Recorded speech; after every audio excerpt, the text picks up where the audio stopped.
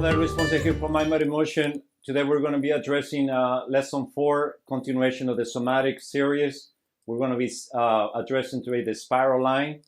So as you can see here, the spiral line will start on the feet. Let's take it that route here. It comes in, wraps around your back, comes down into the other side of the feet there. Very specifically designed for us to walk and run and throw any items or anything like that. So one of the main purpose of this lesson is for us to think about like wringing a towel, okay? As we move the head and the rib cage to one side, the pelvis is going to be oriented the opposite side. So we're going to start with mobilizing your pelvis this way and keeping the rib cage in place. Then we're going to mobilize the rib cage to the opposite side, keeping the pelvis in place. And at the end, we're going to have the whole three, the head, the arms, the rib cage, and the pelvis moving simultaneously clockwise and counterclockwise. So that way you have a separation of your joints. You're going to be becoming a lot taller as you do this lesson. And again, our purpose is for you to enjoy these lessons. They're very safe for you to do on the floor, but they have a strong carryover on your nervous system on how you move and your daily life. So very important for us to understand the separation that's going to be happening throughout the spine. So remember, the spinal column is all this right here. So we're going to be addressing all the joints there. If you have pain and as you're doing these exercises, please let us know so we can find out how we can help you and address some of those things there. So the important part right here is going to be for you to do it slow and breathe as you go with these motions. Let's start lesson 4 by laying down on the floor flat and sensing how your body feels as you start in this lesson. We'll begin by bending our legs and bringing it as close as you can towards your buttocks. So we're going to be bringing the left leg over the right leg, fully engaging that, and slowly drop with the weight of the left leg. We're going to be moving the right leg down towards the left side. So we inhale and exhale as you drop it, and then inhale again as you're coming up. Okay, we're going to do 5 repetitions here on this sequence on lesson 4. And so we mobilizing the hip right now. The pelvis area is being mobilized, and you see my shoulders I standing steady, even though they want to come up a little bit, and we'll keep them on the floor nice and flat. Now we're going to be bringing the hands together, and we're going to rotate just the rib cage towards the opposite side that the leg went, which went to the right side. So very distinctly right here, you want to keep your hands at the same height, and the tendency that will happen here is for us to bend the elbows. So do not bend the elbows. Keep the elbows straight all the time.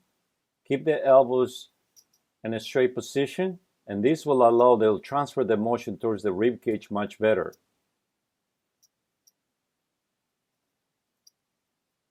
So after 5 repetitions, then we're going to engage the leg again, the same way when we started. Now we're going to continue mobilizing the right arm upward and simultaneously moving the head at the same time. The legs drop to the left side. We look to our right arm, towards our right arm. And when we're doing 5 repetitions there, so it's nice and gentle. We're starting to utilize the whole system right now there. Very safe motion right here. If you feel any distinctive pain on your back or any part in your body, just try to go slower and don't go as far as I'm going there.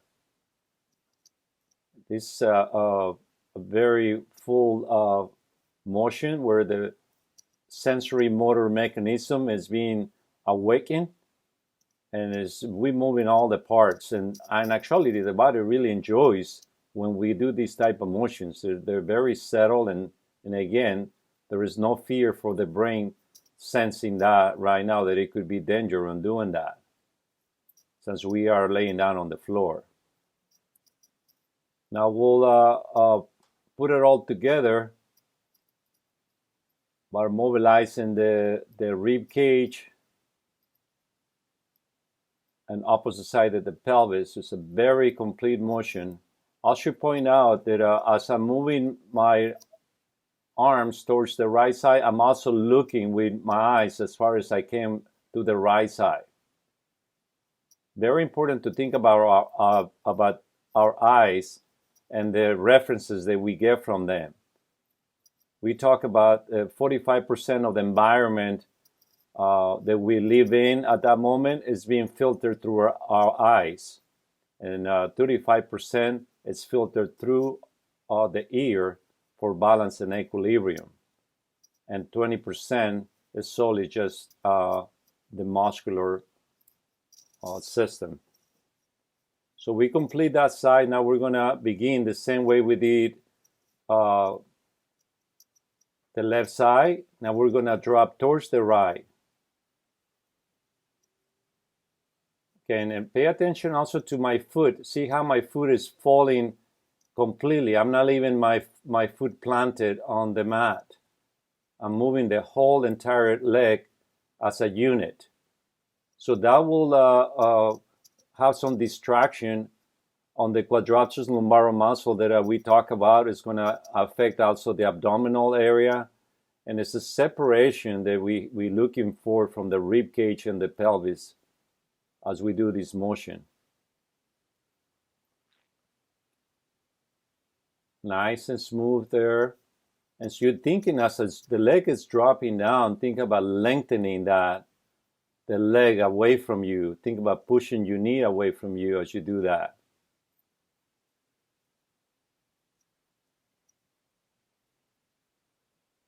Put a steeple together there. And so again, a reminder of the elbows being in position, staying straight. And what happens if you start bending your elbows, what will happen is only the shoulder blade will move versus moving the rib cage. And that's precisely what we after. We after mobilizing the rib cage. And the importance of mobilizing the thoracic, the rib cage, the ribs, is so important for us to grasp, since all our organs are encased in the rib cage. Our heart, our lungs, the stomach, digestive system, everything is in there. So visualize some of the mobilization, you stretching some of those areas where the organs also being massaged, if you will.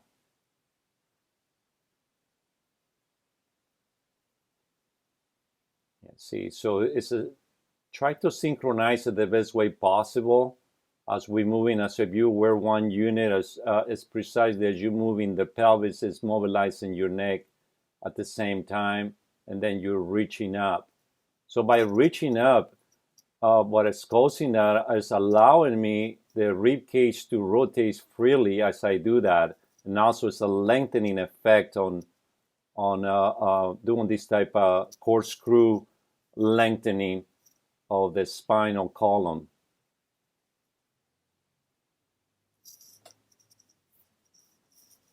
Breathing nicely and slowly moving, sensing where we are in space.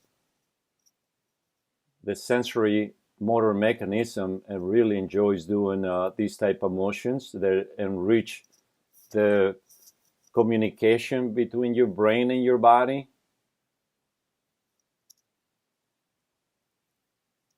You'll see by now you're probably able to move a little better than when we started.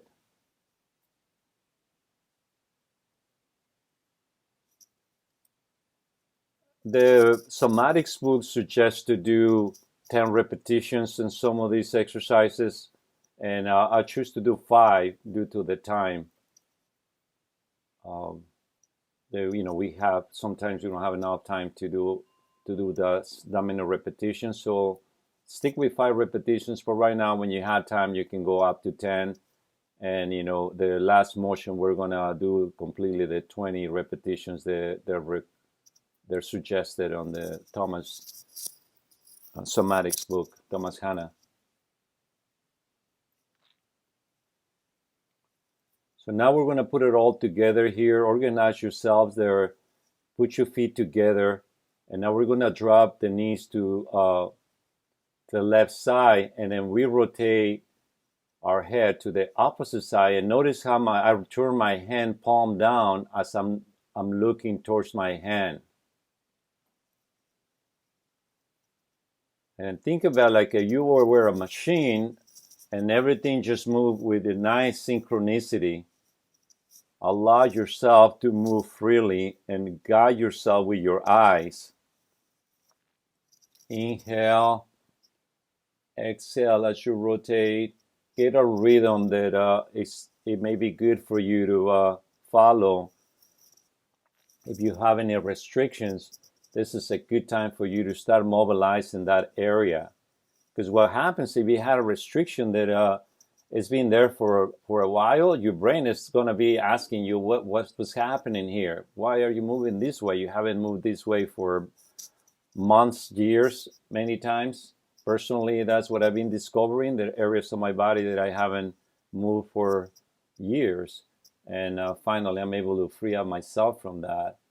And again, this is the perception that a lot of people have, that you just getting old, and that's why you're not able to move. But I believe different, and hopefully you will follow up with me at that level too.